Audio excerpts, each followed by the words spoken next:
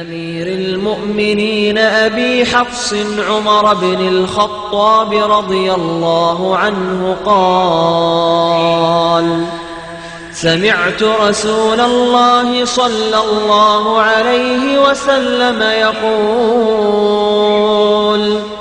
إنما الأعمال بالنيات وإنما لكل امرئ ما نوى، فمن كانت هجرته إلى الله ورسوله فهجرته إلى الله ورسوله، ومن كانت هجرته لدنيا يصيبها أو امرأة ينكحها فهجرته إلى ما هاجر إليه.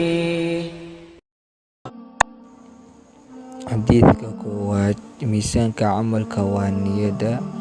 waxaa laga wariyey amiirkii mu'miniinta Cumar bin Khadaab, allaha ka raali noqdee, inuu yidhi: waxaan maqlay nebiga sallallahu calayhi wasallam oo leh, camalku waxaa saldhig u ah niyadda, qof kastana wuxuu helayaa niyaddiisa. marka qofka u hijrooday ilaahay dartii rasuulkii wuxuu helayaa ajar ilaahay.